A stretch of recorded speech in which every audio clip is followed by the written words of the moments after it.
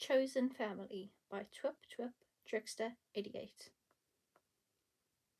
Sometimes Harry wonders if he belongs anywhere at all. He draws to fill his time, filling page after page of his sketchbook, sending Peter increasingly better renditions of the brave knights, Sir Parker and Sir Osborne, saving Lady May from the fire-breathing dragon. If the dragon comes out looking like his father, on occasion, well, Harry just doesn't send those. Peter writes him letters, just like he said he would. Peter's never been known to break a promise.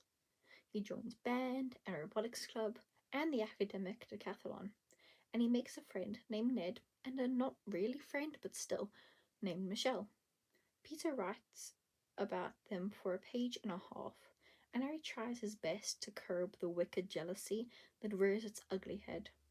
It's not Ned's fault. If anything, actually, Ned seems really nice. And Peter's letters start to say, P.S. Ned says hi. His suspicion as to Norman's motives are proven correct when Harry is not called home for Christmas.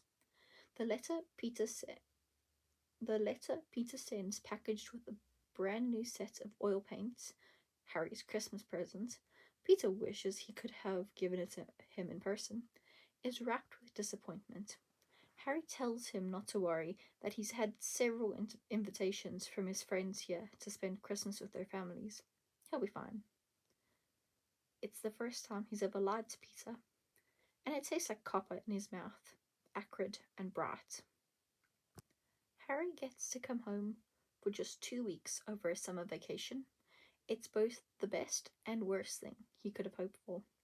By day, he spends every second he can with Peter, at the movies, Coney Island, anywhere. By night, he screams himself hoarse, arguing with his father.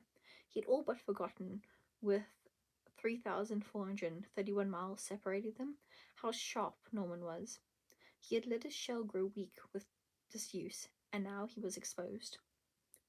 Or perhaps Norman had only brought him here to make him bleed. Complete waste of time. Tonight, the yelling was over his sketchbook. Harry had been careless enough to leave it on his bedside table, and his father had seen it. Norman sneers in disgust at the page he's brandishing, and Harry's face burns with a horrible cocktail of embarrassment and rage. What are you going to pursue art? What? Are you going to pursue art for the rest of your life? There is no one who can make you feel as small as Norman Osborn. So what if I am? Harry shouts, hands clenched tightly into fists. Norman eyes him with disdain, a scathing look that says, You are not my son. How could you be? You are a failure and a disappointment, and I will not tolerate it. They say you cannot choose your family, and they must be right, because Harry doesn't know who in their right mind would ever choose this. Harry doesn't need to hear any of it aloud. This is his father, though. This is Norman Osborn. He says it anyway, and burns Harry's sketchbook in the fireplace for good measure. Summer be damned.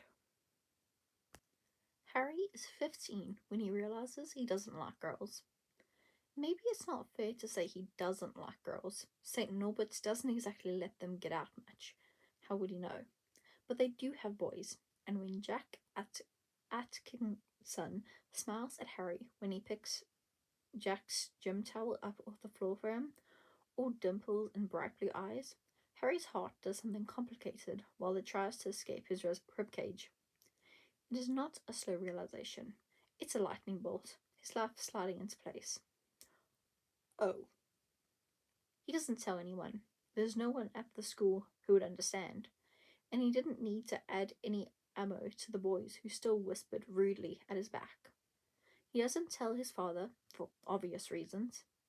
Every time Harry thought he'd reached the lowest stage of disappointment, there was always another level waiting for him. He's not sure why he doesn't tell Peter, though.